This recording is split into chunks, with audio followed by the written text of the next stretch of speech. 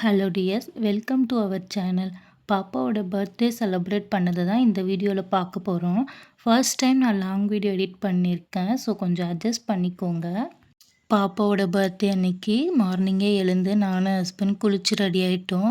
பாப்பாவும் எங்கள் கூடவே எந்திரிச்சிட்டாலா, ஸோ அவளையும் குளிக்க வச்சு ரெடி பண்ணிட்டேன். 3 பேரும் கோவிலுக்கு கிளம்பிட்டோம். வீட்டு பக்கத்தில் இருக்க பிள்ளையார் கோவிலுக்கு தான் போயிருந்தோம். பாப்பா பேரில் அர்ச்சனை பண்ணலான்னு தான் நினச்சோம். பட் வீட்டு பக்கத்தில் இருக்க கோவில் எல்லாம் எனி டைம் ஓப்பனில் இருக்கும். பட் ஐயர் யாரும் அவ்வளவும் பூஜை செய்ய மாட்டாங்க. எங்களுக்கு ரொம்பவே ஸ்பெஷலான பிள்ளையாரை பார்த்து ஃபஸ்ட்டு அவர்கிட்ட ஆசீர்வாதம் வாங்கிட்டு அதுக்கப்புறம் அம்மன், அதுக்கப்புறமா சிவன் கோயிலுக்கு போயிட்டு வந்துட்டோம். அவ்வளோ ஒர்க் வச்சுட்டோம். அவங்க பொண்ணுக்கு டிஸ்டி போட்டுடுன்னு சொல்லி ஃபேன்சி ஸ்டோருக்கு போய் கருப்பு வளையல் வாங்கி போட்டாங்க. நான் கோல்டு வளையல் போட்டு விட்டேன். அதுக்கு முன்னாடி கருப்பு வளையல் போட்டு விட்டாங்க. வீட்டுக்கு வந்ததும் ஒருத்தராக வர ஆரம்பிச்சிட்டாங்க. கேக் கட் பண்ணுறதுக்கு பின்னாடி பேக்ரவுண்டு என் ஹஸ்பண்ட் ஆர்டர் பண்ணிக்கலான்னு சொல்லியிருந்தாங்க. பட் என் தங்கச்சி பிடிவாதமாக அவளே தான் செய்வேன்னு சொல்லிட்டு அவளே தான் ஃபுல் டெக்கரேஷன் ஒர்க்கும் பண்ணிகிட்டு இருந்தா. நானும் ரெடி ஆகலான்னு சொல்லிட்டு எனக்கு பாப்பாவுக்கு தேவையானதெல்லாம் எடுத்து வச்சுட்டு இருந்தேன். ஸோ டைம் ஆயிடுச்சுன்னு சீக்கிரமாக ரெடி ஆகிட்டு இருந்தோம். பாப்பா ஃப்ராக் போட்டுக்கவே மாட்டான்ட்டா. பாப்பா சுத்தமாக ரெடி ஆகலை.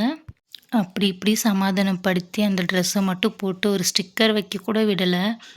கேக் கட் பண்ணுற அந்த 5 நிமிஷம் மட்டும்தான் ட்ரெஸ் போட்டுக்கிட்டா. அதுக்கப்புறமா நானும் அவளை எதுவும் டிஸ்டர்ப் பண்ணல. கேக் கட் பண்ணிவிட்டு கொஞ்சம் ஃபோட்டோஸ் எடுத்துக்கிட்டோம். ஆல்மோஸ்ட் நாங்கள் இன்வைட் பண்ண எல்லாருமே வந்திருந்தாங்க. அங்கே ஒரு 100 பேருக்கு சாப்பாடு அரேஞ்ச் பண்ணியிருந்தோம். அதுக்கு மேலேயே வந்துட்டாங்க. சாப்பாடும் நிறையவே மீதி ஆயிடுச்சு. கேக் கட் பண்ணிவிட்டு அப்படியே எல்லோரையும் உட்கார வச்சு சாப்பாடு போட ஆரம்பிச்சிட்டாங்க. பாப்பாவுக்கு நிறைய கிஃப்ட்ஸ் வந்துருந்துச்சு. எங்கள் அத்தை பாப்பாவுக்கு செயின் போட்டு விட்டாங்க. பாப்பாவும் அம்மா அப்பா வாங்கி கொடுத்த செயினையும் அத்தை மாமா வாங்கி கொடுத்த செயின் 2த்தையும் போட்டுக்கிட்டா.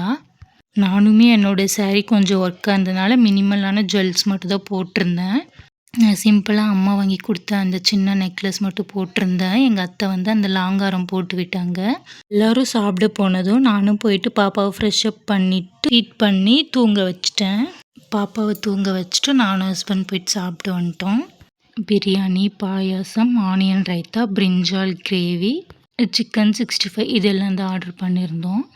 ஈவினிங் போல் எல்லோரும் கிளம்பிட்டாங்க.